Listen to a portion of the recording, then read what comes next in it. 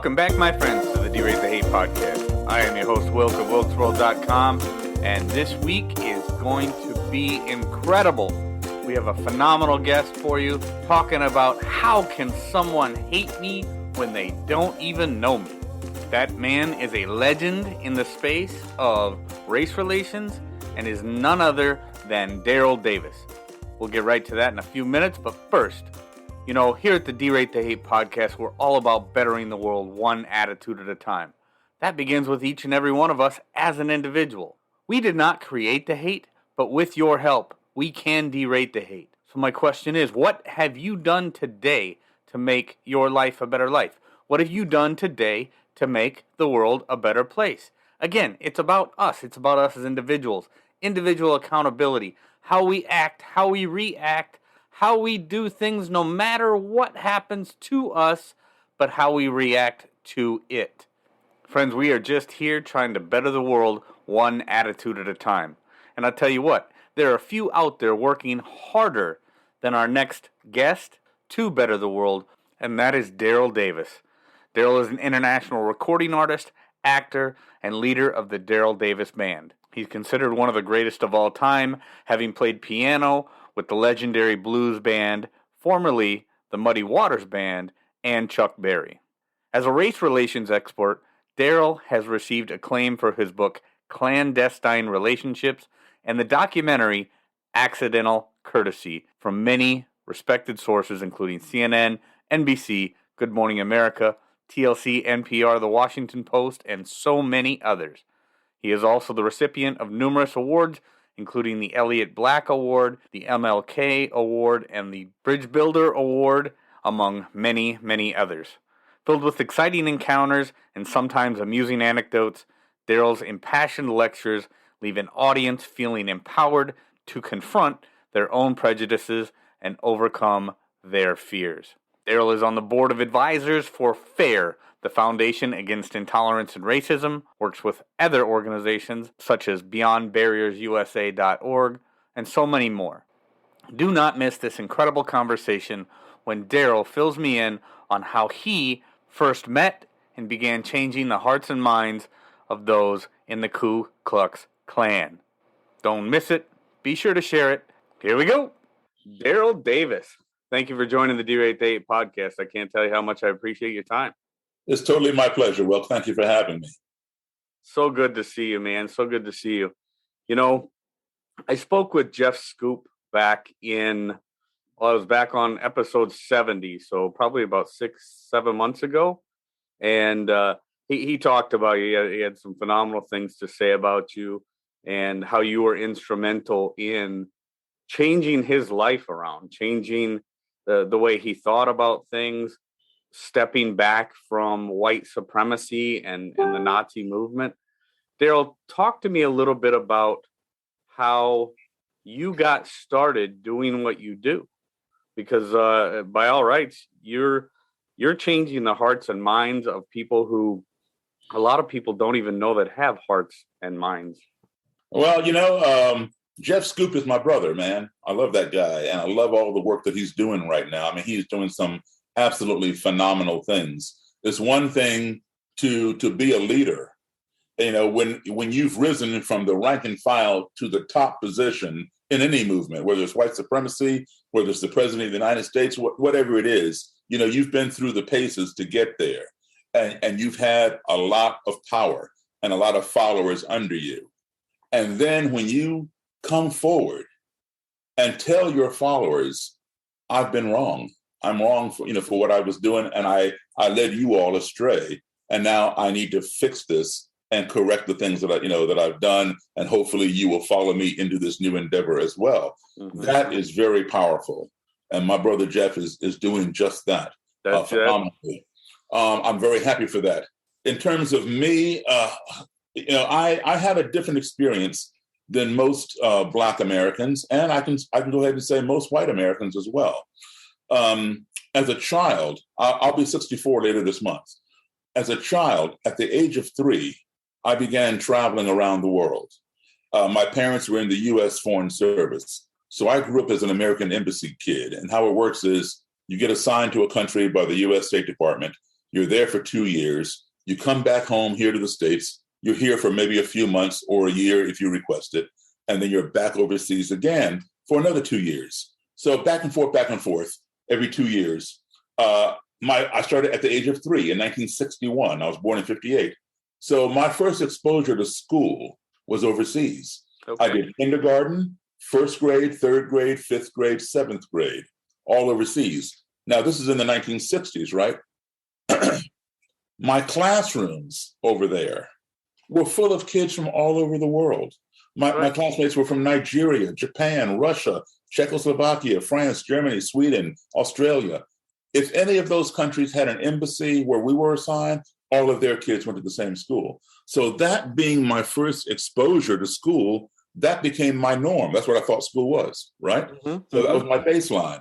But every time I'd come back home after my dad's assignment back here to the US, I would either be in all Black schools or Black and white schools, meaning the still segregated or the newly integrated.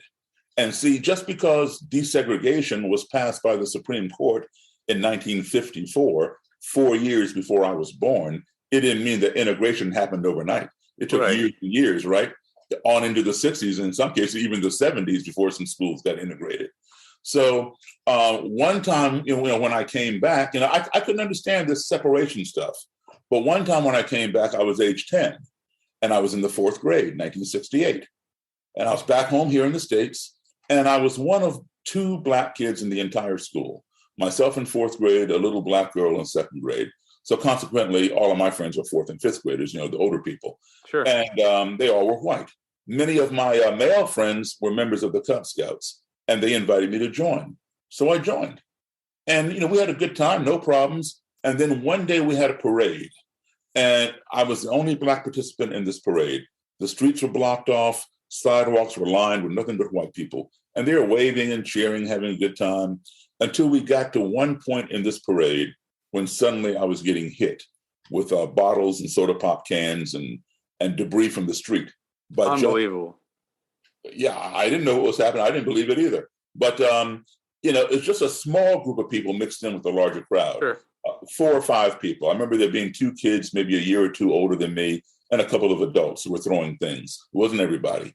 And I figured, these are these kids and their parents. But the thing of it was I thought when this happened to me, I thought these people over here on the sidewalk, they didn't like the Scouts. That's how naive I was, right? Oh, sure. I was the only Scout getting hit, man, until my den mother, my Cub master, my troop leader all came running over and covered me with their bodies. And these are white people too, and escorted me out of the danger. And I kept saying, what did I do? I didn't do anything to them. Why are they doing this? And all they would do is kind of shush me and rush me along, telling me to keep moving, everything would be okay.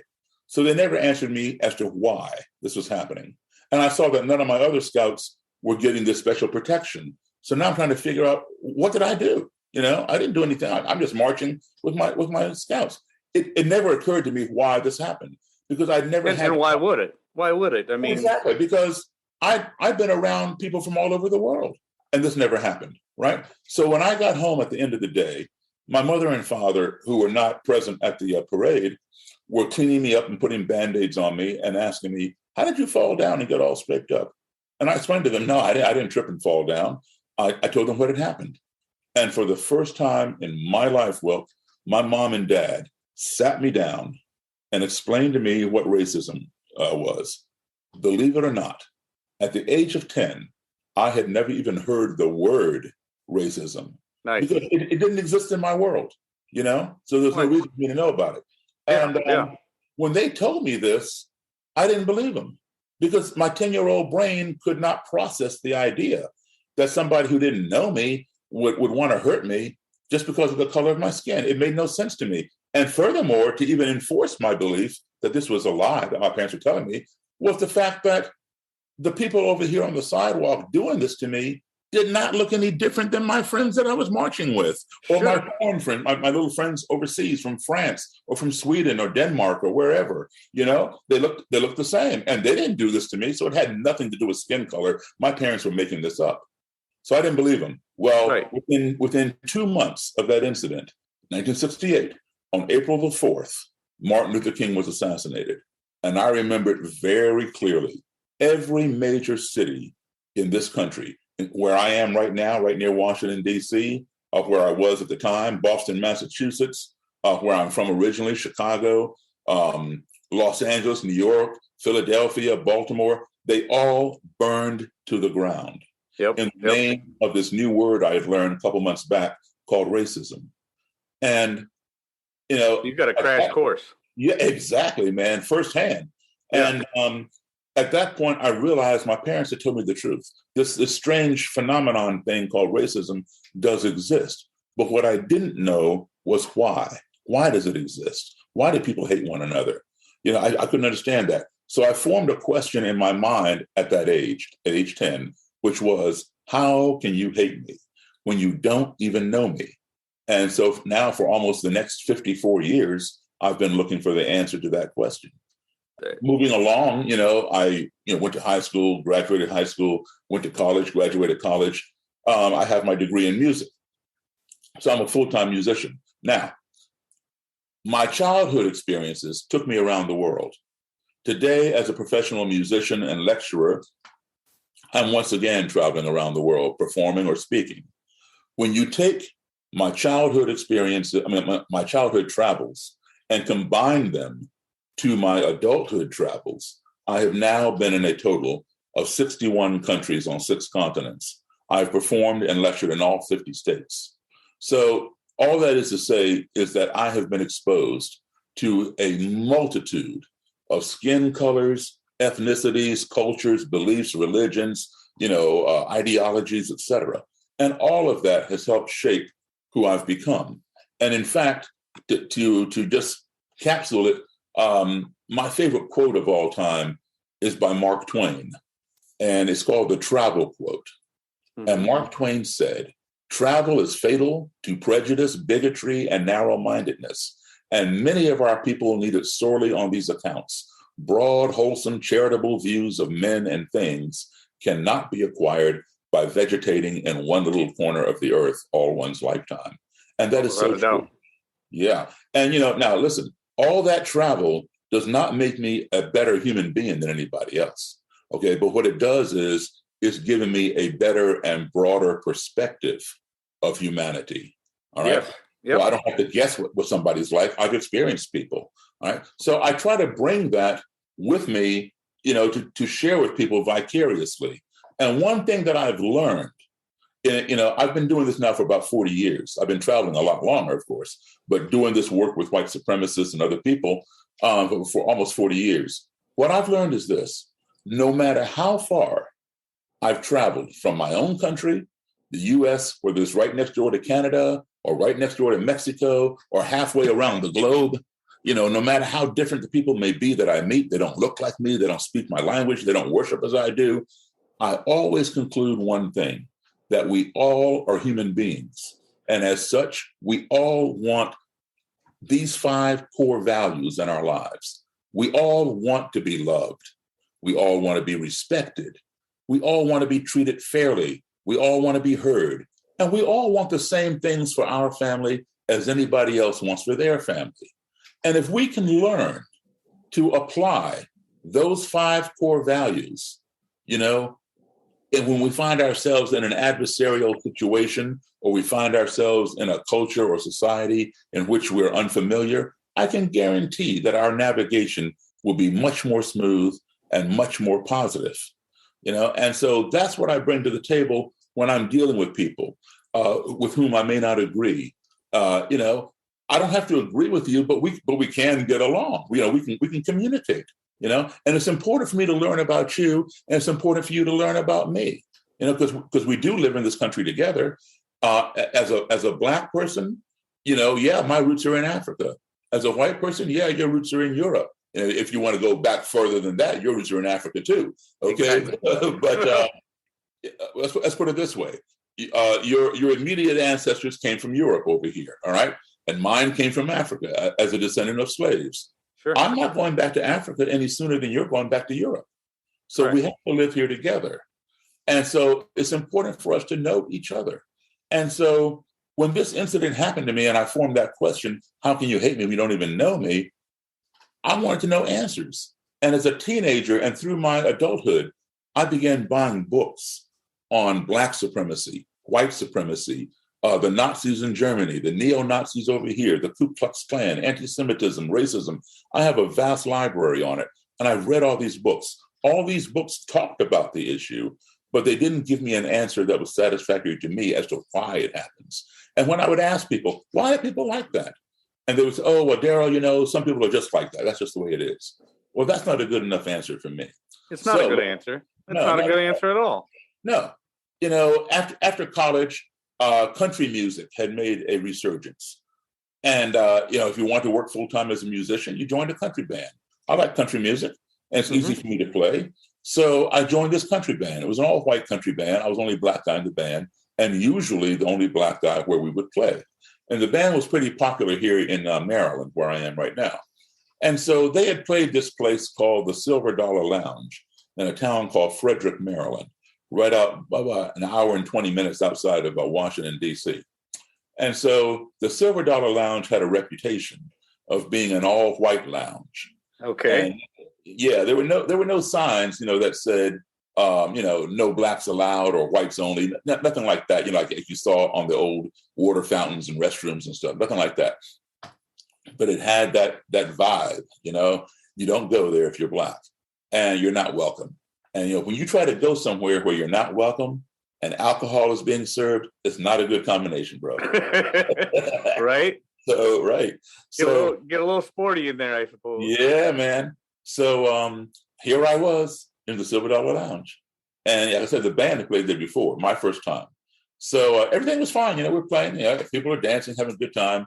So after the first set, we take a break. I'm following the band over to the band table. And as I'm walking behind them, I felt somebody from behind put their arm around my shoulder. Now, I don't know anybody in this joint, right? And I see the whole band ahead of me. So I'm turning around trying to see who's touching me because I knew the reputation. And I'm thinking, oh, man, something about getting ready to hit the fan or what? I turn around. It's this white guy who's older than me, 15, 18 years older than me. Big smile on his face. He's happy. He says, hey, man, I really, enjoy your all's music. I said, thank you. And I shook his hand. And he points at the stage and says, I've seen this here band before, but I ain't never seen you. Where'd you come from? And I explained that I had just joined the band a couple months back. This is my first time. He goes, man, I sure like your piano playing. This is the first time I ever heard a black man play piano like Jerry Lee Lewis. And so I'm thinking, I was not offended, but I'm thinking, this guy is older than me. How come he doesn't know? How would he not know? Yeah, of Jerry Lee's style. So I said, well, Jerry Lee got it from the same place I did, from black blues and boogie-woogie piano players. That's where rock and roll and rockabilly evolved. Exactly. I never heard no black man play like that except for you. Something, okay, well, this guy never saw Little Richard or Fats Domino, same style. And I said, listen, man, I know Jerry Lee. He's a good friend of mine. He's told me himself where he learned how to play. The guy didn't believe I knew Jerry Lee either. But he was so fascinated that he invited me back to his table. He wanted to buy me a drink. I don't drink alcohol, but, I said I'd have a cranberry juice. So he pays the waitress for my cranberry juice. Then he takes his glass and he clinks my glass and cheers me. And then he says, this is the first time I ever sat down and had a drink with a black man. And now I'm totally baffled. Yeah. Right. I'm wondering, well, how can this be? Because at that point, I'm not stupid, but I was naive. And at that point in my life, I had sat down with literally thousands of white people or anybody else and had a meal, a beverage, a conversation. This guy is at least a decade and a half older than me. He never sat down with a black guy before. Come on. So innocently, I asked him, I said, why? And he stared down at the tabletop, didn't answer me. I asked him again. And his buddy sitting next to him said, tell him. I said, tell me. He looked back at me just as plain as day. And he said, I'm a member of the Ku Klux Klan. And I started laughing because now I didn't believe him. Right. I know a lot about the Klan. I just told you I bought all these books and stuff. And in none of my books does it talk about how a Klansman will come up and embrace a black guy and want to hang out with him and buy him a drink and, praise his talent and all that kind of stuff. It doesn't work. Because at this point, you're probably still made to believe that they're monsters.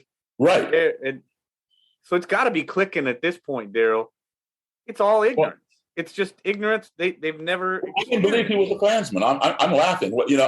I'm thinking, why would he tell me something stupid like that? He's not a damn Klansman, you know? Right. And then I'm trying to justify what he said. And I knew he didn't believe me about Jerry Lee. You know, A, that Jerry Lee learned things from Black people, and B, that I knew Jerry Lee, both of which are true. So I figured, okay, he doesn't believe me about Jerry Lee. He thinks I'm jerking him around about Jerry Lee. So he's going to jerk me around about being in the Klan. You know, that's what I'm thinking, right? And so while I'm laughing, he goes inside his pocket, flips through his wallet, and produces his Klan membership card. And he hands it to me. Oh, my goodness. And it's like, whoa. I recognize the Klan emblem, the Mayoke, the red circle with the white cross and red blood drop in the center. Sure. Like, whoa, this thing is for real, man. You know, it wasn't funny anymore, right? So I stopped laughing and I gave it back to him. And we talked about the Klan, different things. This guy was super friendly.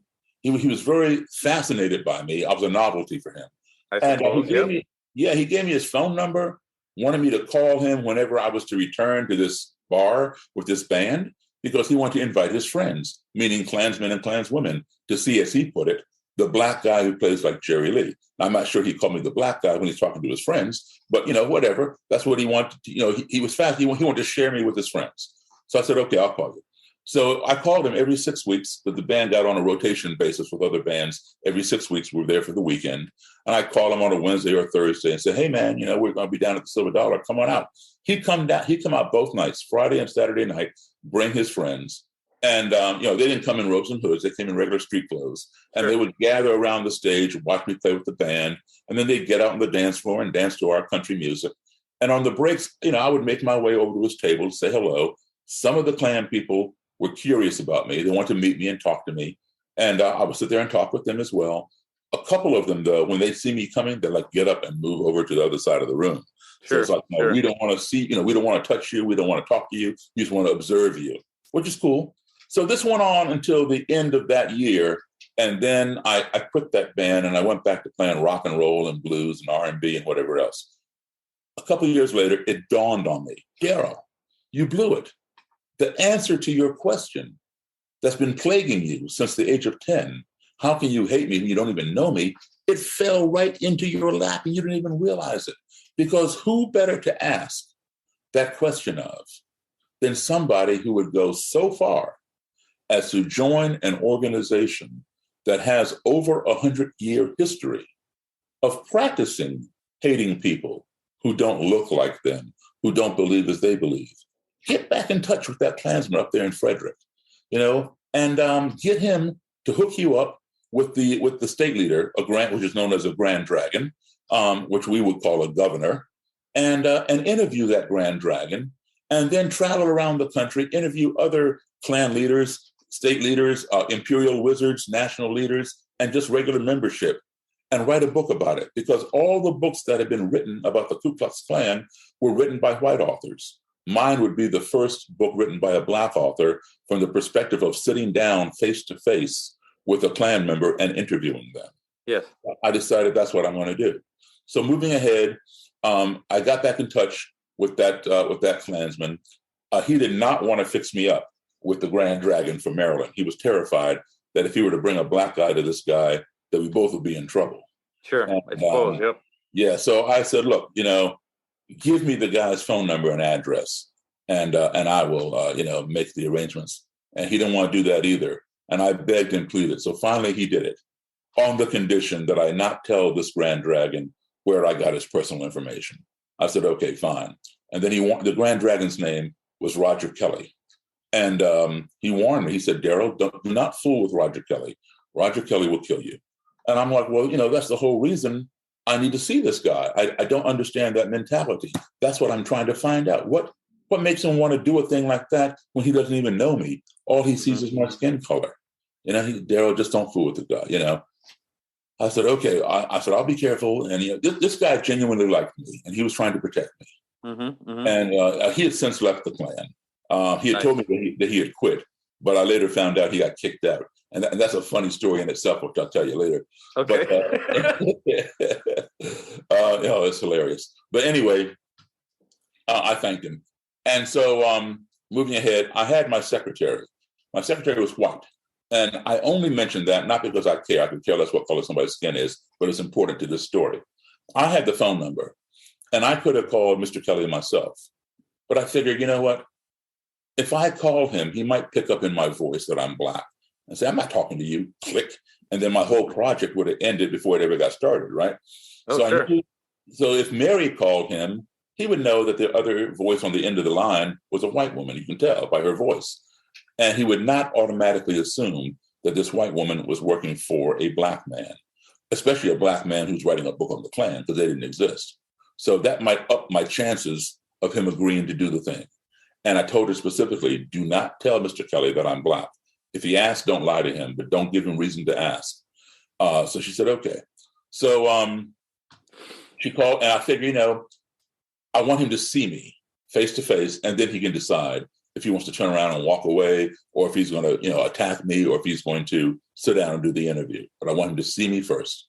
And another reason why I didn't want him to know in advance was that even if he agreed to the interview, knowing that I was Black, he might have different answers for a Black interviewer than he would have for a white interviewer if he had time to prepare. So I wanted it to be candid, spontaneous. So she understood. She called him. He did not ask what color I was, and he agreed to do the interview. So we set it up for the motel. The Silver Dollar Lounge is in the basement, the ground floor of the sub-ground floor of this motel, truck stop motel up in Frederick.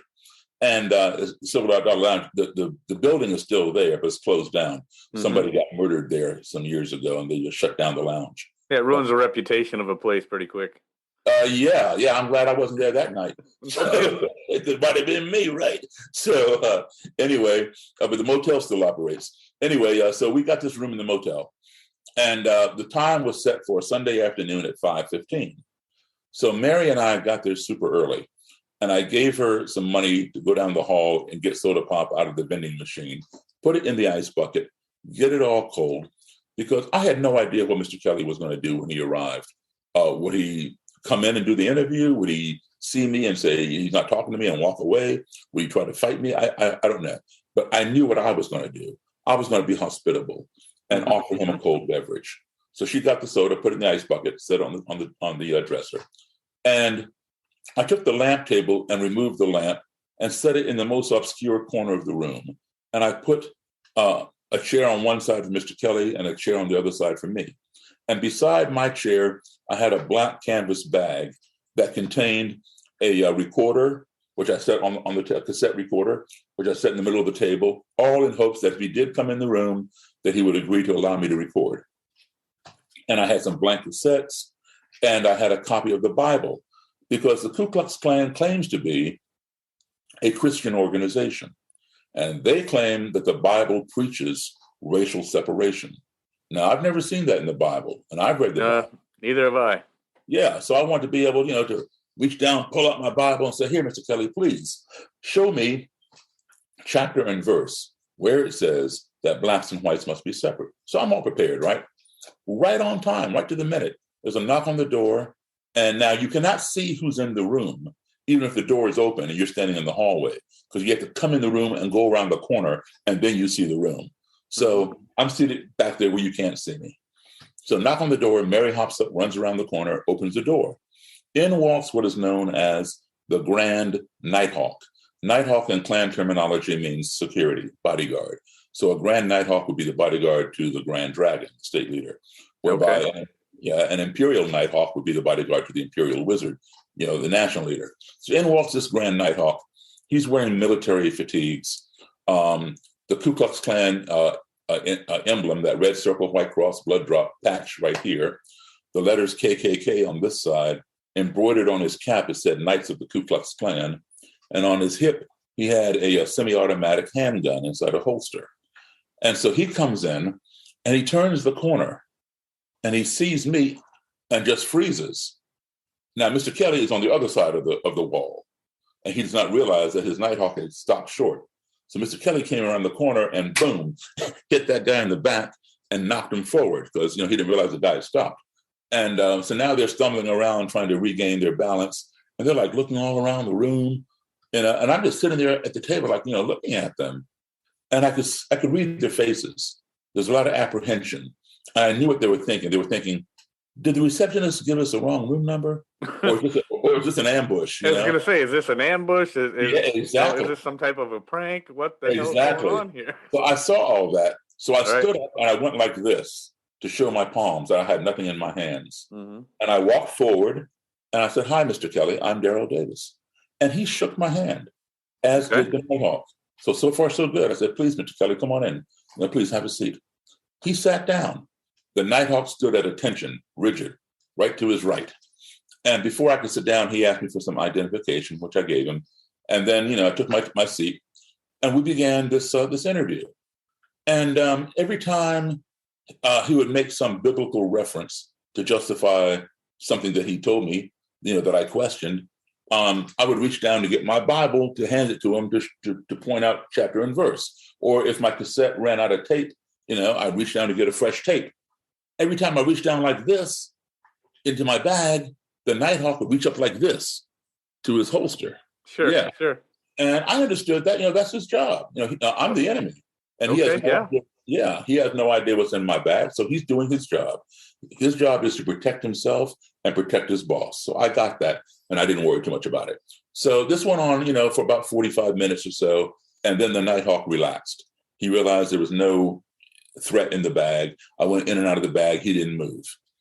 A little over an hour into this conversation, Mr. Kelly and I just talking casually back and forth. And out of nowhere, there was a very short, fast noise, like a that was it. And there was no reason for this noise. It came out of nowhere. But I knew that Mr. Kelly had made that noise. How did I know that? Because I didn't do it. So if I didn't do it, I'm going to blame it on somebody else, right? That's human nature. Mm-hmm. So because the noise was so short and so fast, my ear did not have time to discern what it was. So automatically, I perceived it as being an ominous, threatening noise. I mean, after all, I'm a Black guy. I'm sitting in a room with the head of the Klan. I've already been told, "Daryl, don't fool with Roger Kelly. He'll kill you." So I got all that running in my head, right? Mm-hmm. And at that very split second, I jumped up out of my chair and I hit the table. I'm getting ready to come across that table. I had gone into what you call survival mode. When you fear for your life, you go into survival mode. You're going to do whatever you got to do to survive. And there are normally about 4 things you can do in survival mode. Some people, they pass out, they faint. Yep. Because the fear is so great, the brain cannot process it, and the brain shuts down, and you faint. Mm-hmm. I don't do that. Another thing people will do, their body will start shaking, their muscles will start constricting, and they curl up into a little ball. And you can be punching them, kicking them. They won't even be trying to deflect the blows. That's called paralysis by fear. You've seen people, get into a fight and they curl up into a fetal position and they don't even try to defend. Yep. Paralysis by fear. They can't move. I don't do that either. Third thing people will do is to run away. That is your best option. As quickly as you can, separate yourself from the source of the fear. Get away from it, right? And that is the option that I would have chosen had it been available to me. But it was not available because I knew I cannot outrun a bullet in a motel room. Okay? Yeah, no, it's pretty tough. It's pretty tough. Yeah, I'm not Superman or the Flash or whoever, so that was not an option. I was not armed. My secretary was not armed. The only person that I knew for sure who was armed was the Nighthawk. I could see his weapon in his holster. I did not know if Mr. Kelly had a weapon up. He was wearing a suit, suit and tie. I didn't know if he had a weapon up under his suit jacket or not. All I knew was I can't run a bullet in a motel room, right? So your fourth option is to do what's called a preemptive strike. Get them before they get you. And that's what I was on my way to do. When I came up out of my chair, I was about to dive across that table, grab the Nighthawk, grab Mr. Kelly, and slam them down to the ground and disarm the Nighthawk, neutralize the situation. And so when I hit the table, I'm just inches from Mr. Kelly's face. And I'm looking right into his eyes because I knew he had done this. I didn't say one word. I'm looking right in his eyes, and my eyes were speaking loud and clear to him. In fact, my eyes were shouting so loud he could hear my eyes. My eyes were saying to him, "What did you just do?" Well, ironically, his eyes were fixated on my eyes. And I could read his eyes. He didn't say a word either. I could read his eyes like ESP, like telepathy. His eyes were saying to me, what did you just do? And the Nighthawk had his hand on his gun, looking back and forth between both of us, like, what did either one of y'all just do? Well, Mary was sitting on top of the dresser because there were no more chairs in the room. And she realized what had happened. And she began explaining it to us. And it happened again. And we all started laughing. What had happened was the ice in the ice bucket had begun melting, and the cans of soda were shifting down the ice. Oh, geez. That was it. That was it. Okay. And we all began laughing. But this was a teaching moment. I won't say it was a learning moment. The learning would come later, but it was a teaching moment. And what we learned was we all are human beings. We each, even though we're on opposite ends of the spectrum, ideologically, right? We each felt fear over the same thing, fear of the unknown.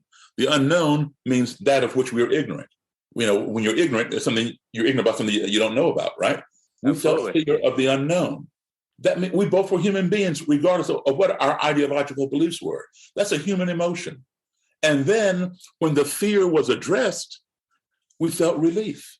And we all began laughing. It's crazy. A Black man and a Klan leader sitting together in a room at a table, laughing at the same thing. And what year was this, Daryl? What year was this? This was 1990. Okay, 1990. And so we're laughing. And then everything was cool. I went in and out of the bag. Nobody jumped. The ice kept making the noise, and we laughed, and we carried on and talked some more. So the lesson learned here is this: all because some foreign, and an underscore circle highlight the word foreign entity of which we were ignorant, that being the bucket of ice, cans of soda. I mean, we knew about it because we knew about it over there, but we'd long forgotten about it because we're so focused on our conversation. It was, no longer in our little mindset, right? All because some foreign entity, being the bucket of ice, cans of soda, entered into our little comfort zone via the noise that it made, we became fearful and accusatory of each other. So the lesson taught is this: ignorance breeds fear. We fear those things of which we're ignorant. Now, if you do not address that fear in turn will escalate and breed hatred. Yep. Because we hate the things that frighten us. If you don't address the hatred and mitigate the hatred in turn will escalate into anger and breed destruction. We want to destroy the things that we hate. Why? Because they frighten us. But guess what? They may have been harmless, and we were simply ignorant. So we saw the whole chain almost unfold to completion. Completion would have been the last component, destruction. Had I pounced across the table and hurt one of them, or had the Nighthawk drawn his gun and shot me or my secretary. I'm doing my job to preserve my life and her life. He's doing his job to preserve his life and his grand dragon's life. Okay? Mm-hmm. It stopped just short of that, fortunately. Yep. But you are aware, and you saw exactly what I'm talking about, all the way from beginning to completion, almost 5 years ago, on August 12th, 2017, 2 hours from where I'm sitting right now, in a town called Charlottesville, Virginia, where they had the White Supremacists Unite the Right rally. And I know all those guys that put on that rally. I know them all personally. All right. Crazy, crazy rally. Bad thing. Yep. On that day, August 12th, 2017, there was a lot of ignorance in Charlottesville. There was a lot of fear in Charlottesville. There was a lot of hatred in Charlottesville. And what did it culminate in? It culminated in destruction when a white supremacist got inside his vehicle and attempted to murder as many counter-protesters as he could by driving his car full force, full speed into the crowd. He succeeded in injuring over 24 people and murdering one young lady named Heather Heyer. Ignorance breeds fear, fear breeds hatred, hatred breeds destruction. Now, that, I'm talking about adults right now, but that is a normal thing. Even children, that applies to them as well, okay? Because sometimes, I lecture to middle schools. Of course, I tone down the lecture, but, as opposed to college or corporations, et cetera. But, I'll be watching to some middle school class, right? And they'll be sitting at their little desks, 5, 6 rows back. And I'm standing up in front of the class and I'm talking casually like I am right now. And then all of a sudden, out of the blue, I'll point and I'll scream, "Hey, there's a snake under your chair." And I'll point to somebody in the front row. Just at my suggestion that there is a snake under somebody's chair in the front row, everybody from the front row all the way to the back of the room in the 5th or 6th row throw their legs up in the air and scream. All right? Right, right. And then they realize, there's no snake there. And we all began laughing. And I say to them, why'd you all scream? And then you'll hear things like, "I hate snakes. I'm afraid of snakes." There's your fear. There's your hatred. Well, why do you hate snakes? Why are you afraid of snakes? Because they're slimy. They're poisonous. There's your ignorance. If you ever touch the snake, it's not slimy. It's dry. All right. Exactly. Yep, and not all snakes are poisonous. So there's your ignorance. Ignorance causes fear, which causes hatred. Then I say to them, "Okay, well, obviously, there's no snake under your chair or under anybody's chair. I'm just making a joke. But let's just say that there really was a snake under your chair and I was pointing it out. What would you all want me to do about it?" You know what they say? Want to kill it. Yep. There's your destruction right there. Exactly. And these are kids. These are kids, middle school, right? We're talking, preteen. So there is your destruction. Ignorance, human nature, fear. Yeah, ignorance breeds fear, fear breeds hatred, hatred breeds destruction. Now, here's where we go wrong as adults. We spend way too much time in this country talking about the other person or talking at the other person or talking past the other person. Why don't we spend just a little bit of time talking with the other person? I talk about it all the time on the podcast, Daryl. Exactly, And I'm a firm believer that a missed opportunity for dialogue is a missed opportunity for conflict resolution. Nothing gets resolved unless we talk about it, Otherwise, right. If you don't have the information about me and I don't have the information about you, all we can do is speculate about one another. And we probably get it wrong. But then when we start talking, "Oh, I get you now. I understand what you're saying. You like that too? I didn't know that." And we're finding commonalities. We may not agree on everything, but at least we can develop a relationship. Okay. Exactly. We don't need to agree on everything. I mean, there's probably a lot you and I would disagree upon. Sure. So we need to spend some time talking with each other. Yep. That's number one. Number two, we are addressing this problem ass backwards. Okay. We're doing it from a top down. And top down works in certain situations. When you're dealing with corporations, departments, companies, things like that, you want to address the management, the administration at the top, because everything trickles down to the people down below. Like, say, a police department. If the management, the colonels and chiefs and all those people up there in the brass, if they're loose, all their officers down on the street are going to be loose. Absolutely. Yeah. Right. It trickles down. If they're tight upstairs, they're going to tighten up downstairs. All right. Yep. Same thing with a department, a department store or a corporation. Management is loose. The floor workers are loose. Mm-hmm. Management is tight. The floor workers are tight. All right. That works in that regard. But in this regard, it can't be a top down unless you're dealing with institutions and things and, systemic things like that. But when you're dealing with individuals, it has to be a bottom up. Yep. What we do is we spend way too much time in this country worrying about the destruction, trying to address the destruction. All right. The World Trade Center is not coming back. Mm-hmm. It's been destroyed. Okay. Mm-hmm. It's gone. George Floyd is not coming back. He's been destroyed. I'm not saying forget about him, or disavow him. No, none of that. Remember him and all that, and pay tribute and whatever you want to do. But what's destroyed is not coming back. Don't spend a lot of time on the destruction. That is a byproduct of the nucleus, a symptom. Forget about the destruction. Forget about the hatred. Yep. Say, what are we going to do about all this hate? Stop addressing the hate. Forget about it, okay? It is a byproduct, a symptom. Forget about the fear. That's another byproduct, all right? If you cure the nucleus, the root cause, which is ignorance, if you cure ignorance, then there's nothing to fear because we fear that of which we're ignorant. So if you cure ignorance, there's nothing to fear. With nothing to fear, there's nothing to hate. With nothing to hate, there's nothing to get mad about and destroy. The good thing is there is a cure for ignorance. That cure is called education and exposure. And that is where we should devote our money, our efforts, our energy, and our time to bringing education and exposure to alleviate that ignorance. We can do that. I couldn't agree with you more. Daryl. Okay, exactly. That's what we need to focus on. Forget about focusing on the symptoms. I mean, if cancer is your root cause, you can't put a Band-Aid on top of it. You got to go down to the bone where it is and hit it with that radiation or that chemo or whatever. Just putting up some kind of topical cream is not drilling down to the root cause.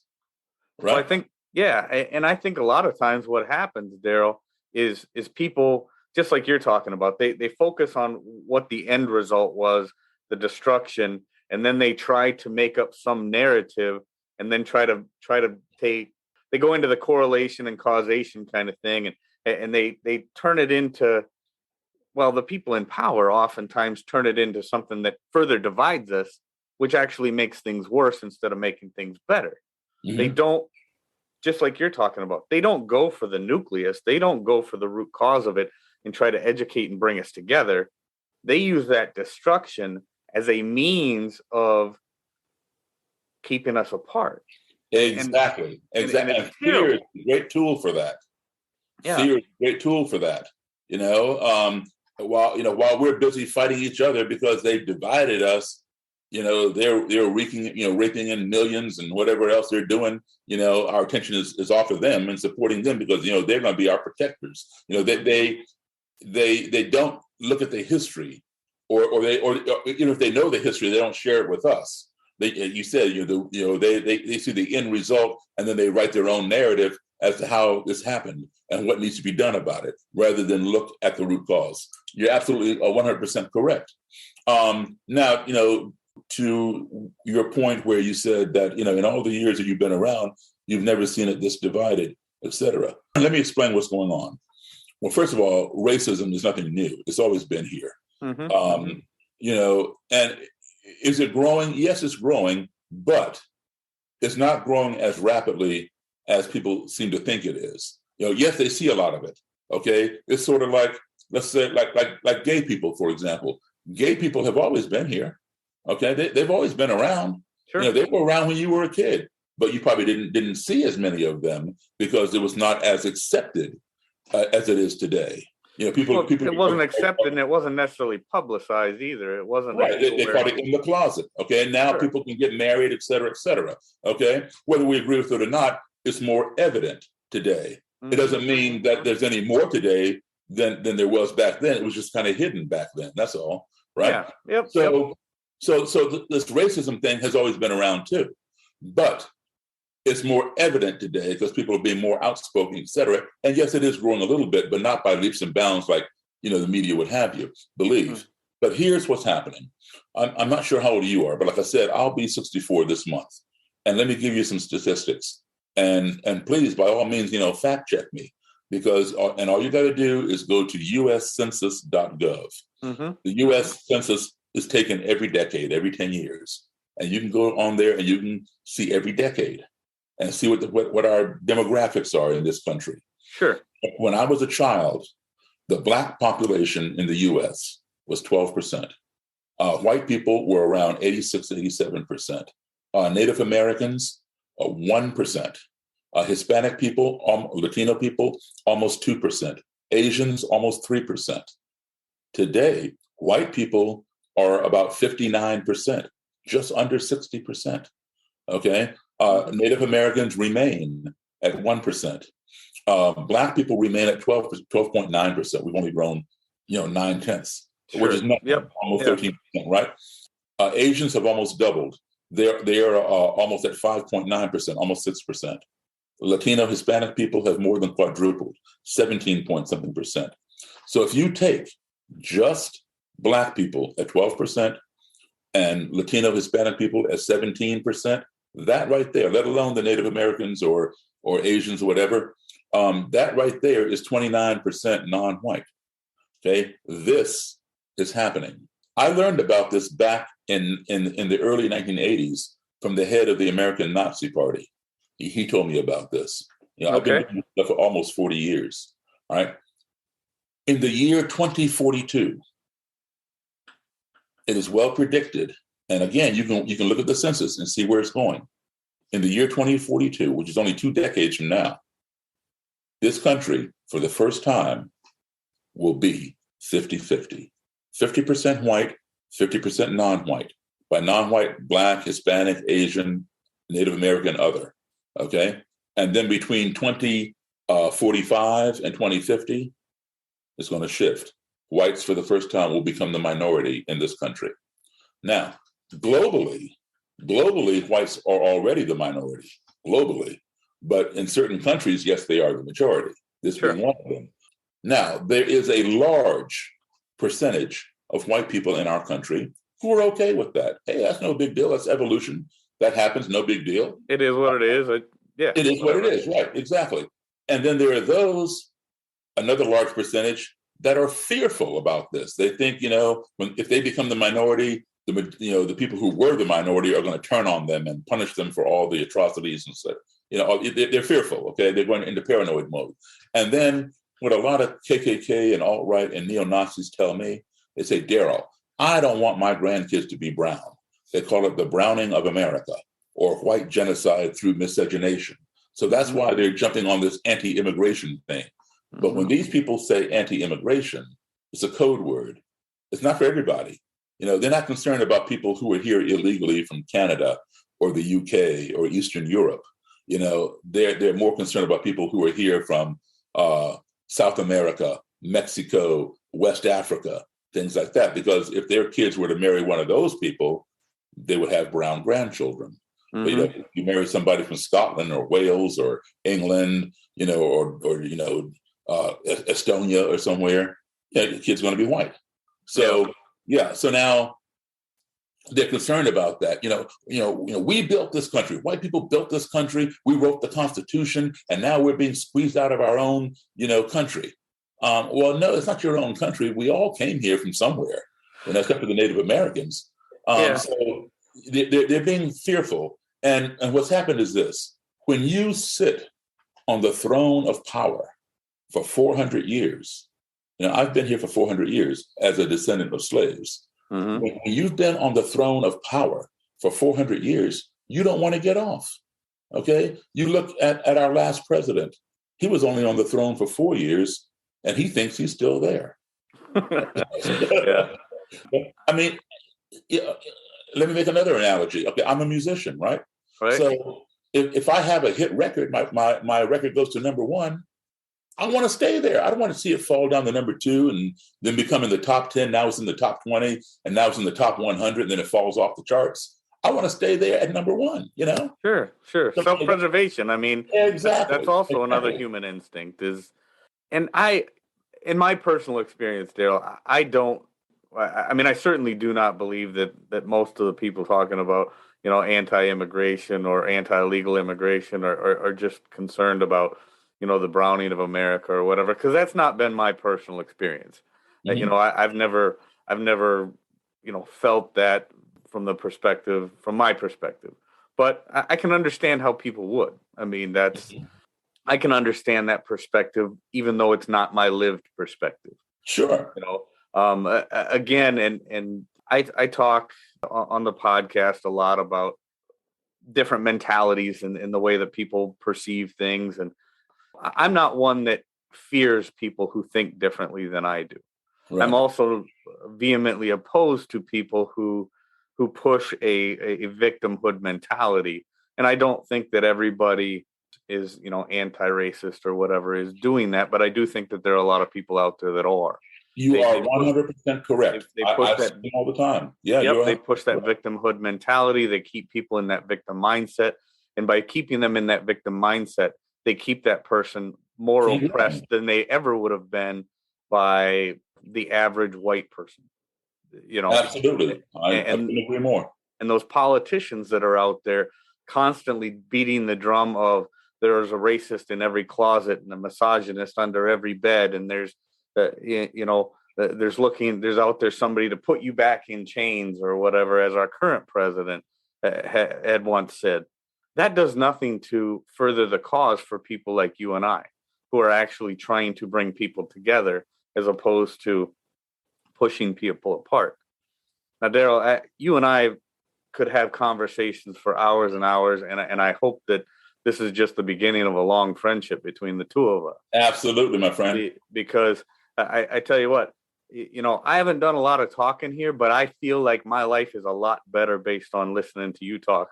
What? My life is a lot better based upon the fact that you've given me an opportunity to talk, and you're going to share it with your audience. Listen, let me tell you something. We are going to be around for decades. Whoever is in office, I don't care if it's Trump, I don't care if it's Biden, Obama, Clinton, whoever it is, or whoever it may be in 2024 or somebody else. All right. Yep. We're going to be around for decades. Those people are only going to be around for a minimum of 4 years or a maximum of 8 years. So let's not get all riled up about, these politicians. We can make a difference in our country. Our society, our country will only become one of two things. One, it'll become that which we sit back and watch it become, or two, it can become that which we stand up and make it become.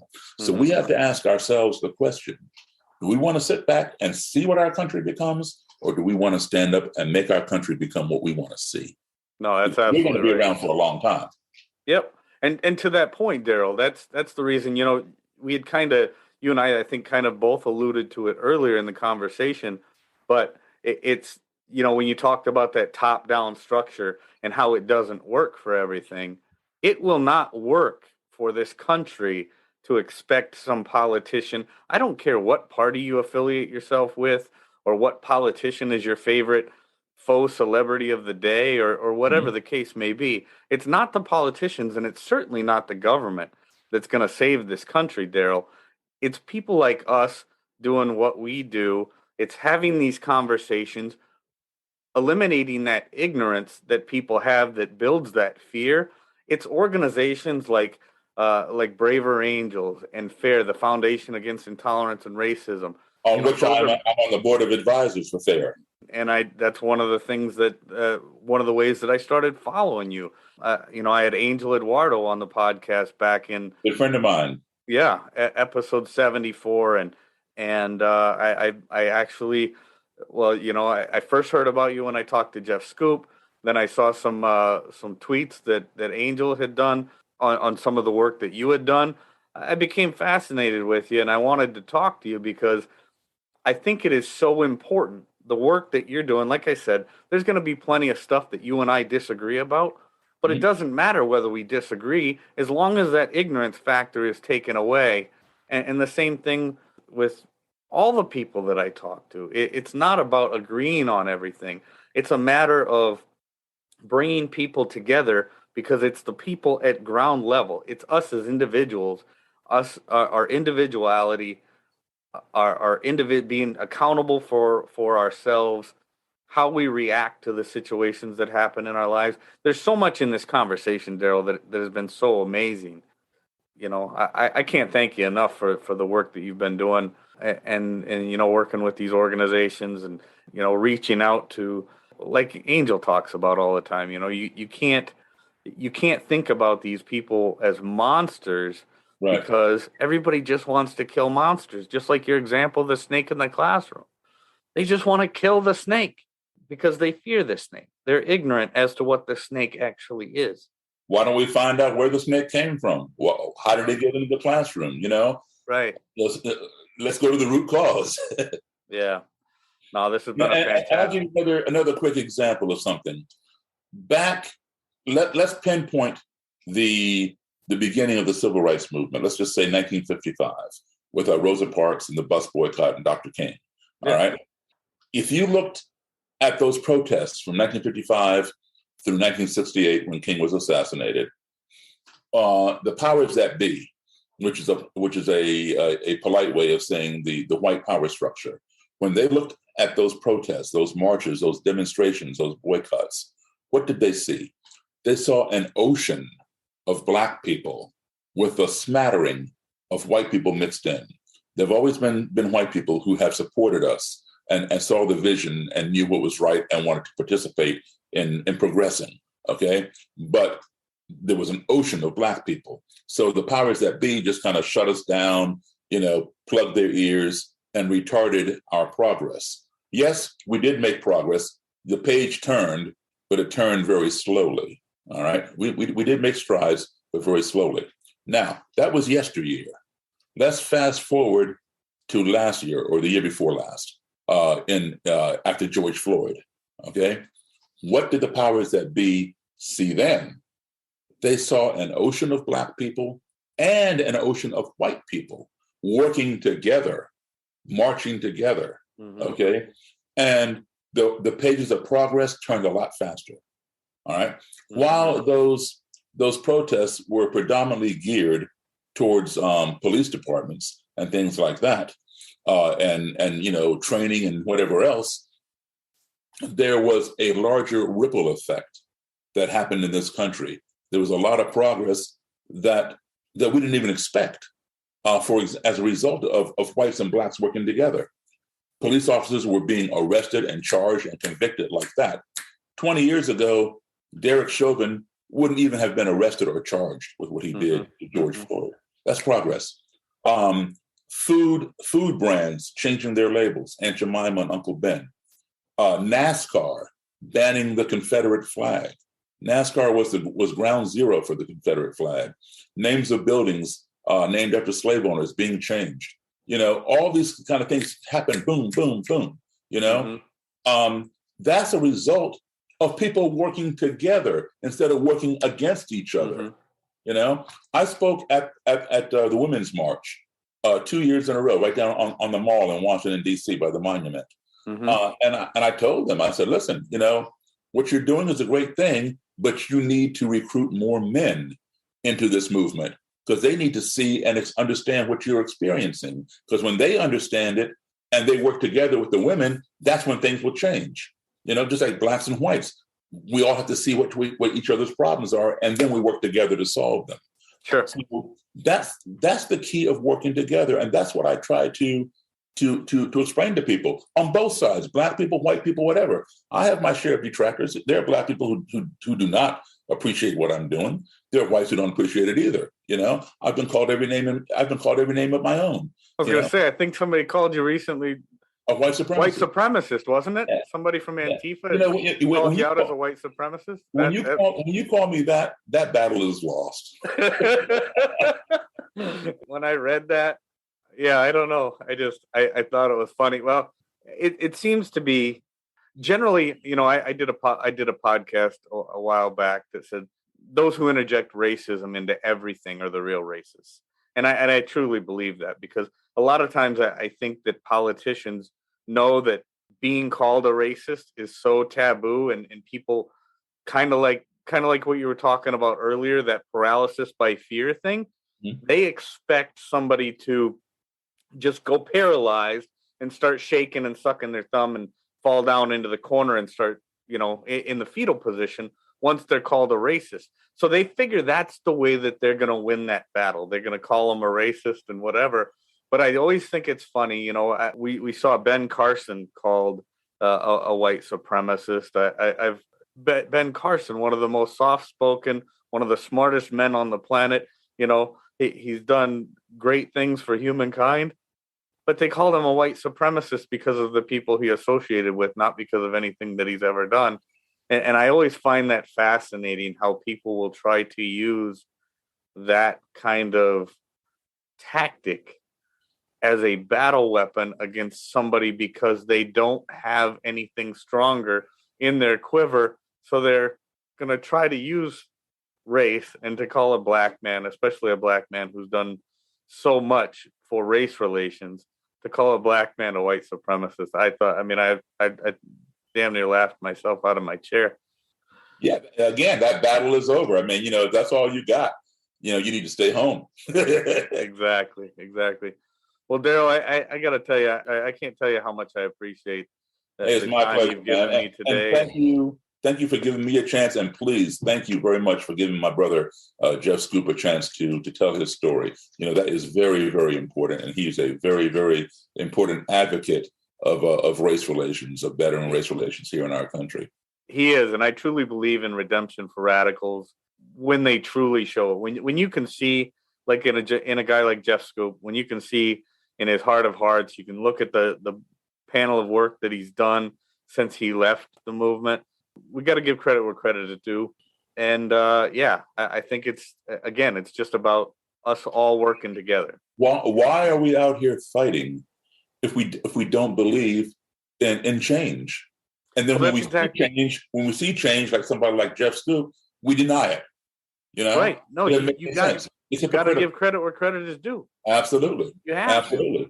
And that's why I continue to do what I do. I don't believe all hope is lost. I think there's room for us to work together. We're not gonna, there's gonna be plenty that we disagree on, but just like I heard you talking about in another talk, if we don't get out there and talk to our neighbors and try to change the hearts and the minds of those that are closest to us at ground level, we never got any hope of making this stuff work. We got to give credit where credit is due. We got to talk to our neighbors.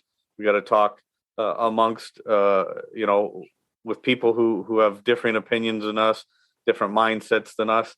And there's going to be things we never agree on, Daryl, but it doesn't matter. As long as we're not ignorant of different mindsets, different people, we can make this thing work. We can make it work, and we can all live better lives for it.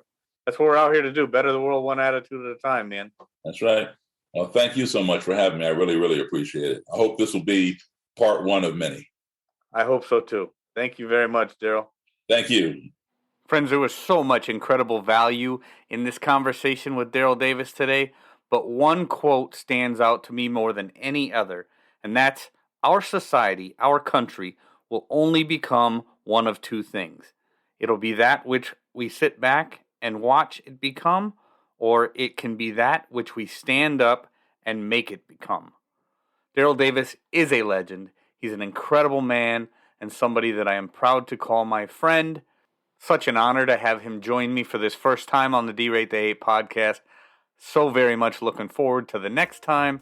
And with that, I'm going to wrap things up and just say, get out there, be kind to one another, be grateful for everything that you've got, and remember, it's up to you to make each and every day the day that you want it to be. Friends, please make sure you share these episodes of the D-Rate the 8 podcast with your friends, your network. It's just one very important way we can get out there and make the world a better place. With that, I'm going to back on out of here, and we will catch you next week. Take care.